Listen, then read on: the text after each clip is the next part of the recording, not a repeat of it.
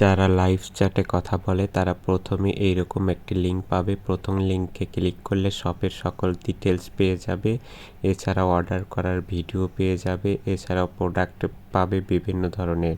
প্রোডাক্টে ক্লিক করে এইরকম পেজ ওপেন হয়ে যাবে।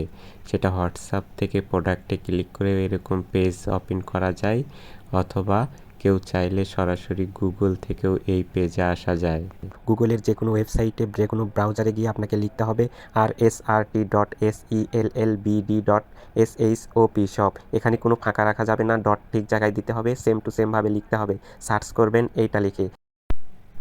এখানে প্রতিটি প্রোডাক্টের বিস্তারিত বিবরণ পেয়ে যাবে, কি কি কাজে আসে, উপকারিতা পেয়ে যাবে, কাস্টমার রিভিউ দেখতে পারবে। এছাড়াও বিভিন্ন তথ্য এখান থেকে দেখতে পারবে।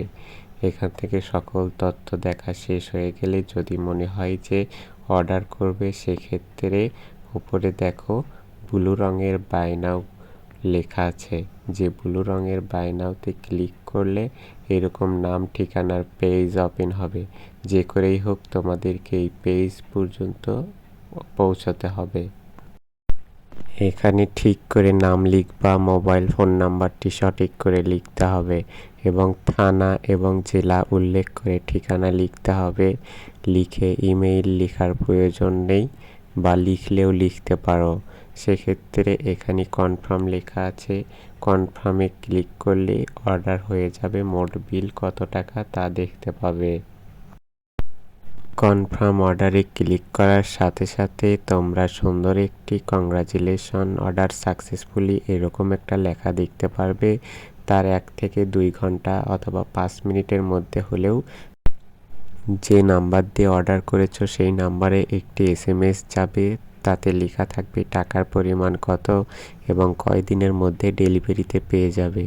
হোয়াটসঅ্যাপে অর্ডার করার থেকে এইভাবে নিজে নিজে অর্ডার করলে পার্সেলটি খুব দ্রুততে হাতে পাবে।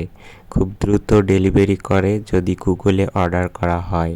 এছাড়া যারা একান্তই গুগলে অর্ডার করতে পারো না, তারা শুধু হোয়াটসঅ্যাপে নাম, ঠিকানা, ফোন নাম্বার দিয়ে অর্ডার করে নিও। সেক্ষেত্রে তাদের জন্য বসে থাকতে হবে, কখন তারা তোমার নাম ঠিকানা দেখে অর্ডারটি ভেরিফাই করে দেবে। তারপরে কিন্তু তোমরা অর্ডার কনফার্ম হয়ে যাবে।